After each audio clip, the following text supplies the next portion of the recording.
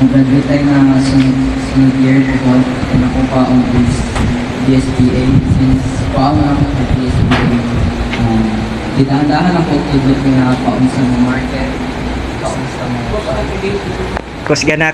paon sa mga market, paon sa mga close deal, o kanang paon sa pod mo kaganang ka? Kaganang ka?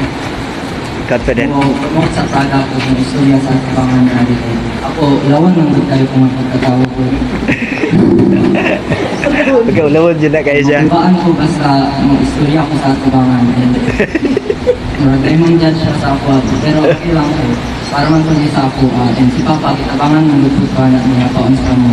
Ilagay sa akong kagalingon sa true business. And kanang the reason why si Papa Mike kanang pwede mahimo kita o coach dahil is masaligan siya din butan din Kaila ko tan.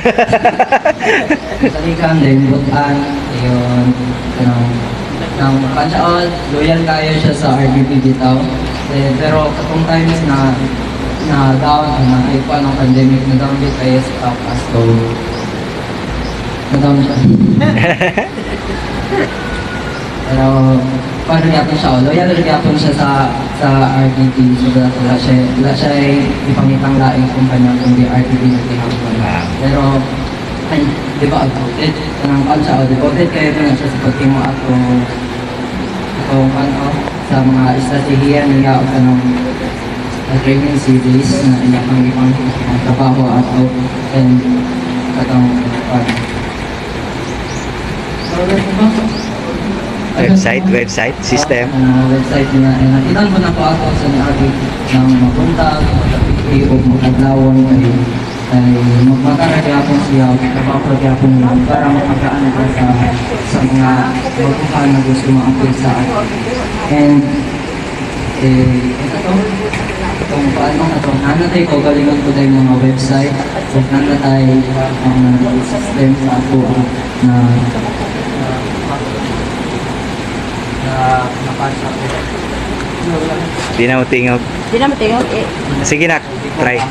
Balik, ido lang. Kana. Kusga lang.